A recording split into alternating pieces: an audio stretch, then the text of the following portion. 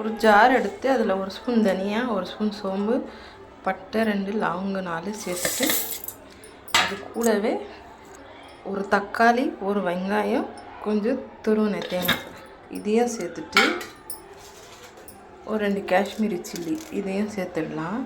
இப்போ எல்லாம் சேர்த்துட்டு இதை நைஸாக அரைச்சி எடுத்துக்கலாம். இந்த அளவுக்கு அரைச்சி எடுத்துக்கணும்.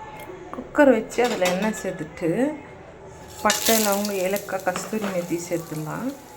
கட் பண்ணி வச்சு ஒரு வெங்காயம் சேர்த்துடலாம். சேர்த்துட்டு நல்லா வதக்கி வச்சுக்கலாம். 1 ஸ்பூன் சோம்பு சேர்த்துக்கலாம்.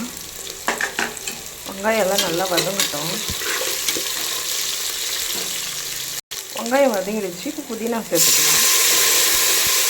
நல்லா வதக்கி விடலாம். கட் பண்ணி வச்ச 3 தக்காளி சேர்த்துக்கலாம். அத்தையும் நல்லா வதக்கி விடலாம். 1 டேபிள் ஸ்பூன் இஞ்சி பூண்டு பேஸ்ட்டு சேர்த்துக்கலாம். ஃபஸ்ட்டு நல்லா வதக்கி விட்டுலாம். அரைச்சி வச்ச மசாலாவை ஆட் பண்ணிக்கலாம். ஆட் பண்ணிவிட்டு நல்லா வதக்கி விடலாம். பச்சை வாசனை போகிற அளவுக்கு. ஏன்னா நம்ம பச்சையாகவே அரைச்சதுனால இந்த ஆயிலே நல்லா வதக்கி விடலாம் ஒரு 5 நிமிஷம். மசாலா நல்லா வதங்கிடுச்சு. 1 ஸ்பூன் மிளகாய்த்தூள், 1 ஸ்பூன் தனியாத்தூள் சேர்த்துக்கலாம். இப்போது பச்சை பட்டாணி சேர்த்துக்கலாம்.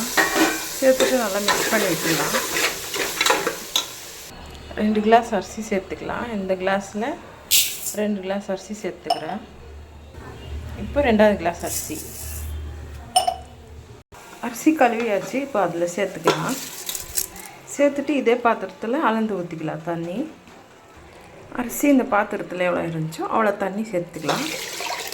2 வாட்டி சேர்த்துக்கலாம். இன்னொரு பாத்திரம் சேர்க்குறேன். உப்பு சேர்த்துக்கலாம். உங்களுக்கு எவ்வளோ தேவையோ அவ்வளோ சேர்த்துக்கோங்க. உப்பு சேர்த்துட்டு நல்லா மிக்ஸ் பண்ணி விட்டுடலாம். மிக்ஸ் பண்ணிவிட்டு இப்போ மூடி போட்டு வச்சிடலாம். இப்போ மூடி வச்சிடலாம். மூடிட்டு 2 விசில் வர வரைக்கும் வெயிட் பண்ணலாம். 2 விசில் வந்துருச்சு. இப்போ ஓப்பன் பண்ணி பார்க்கலாம்.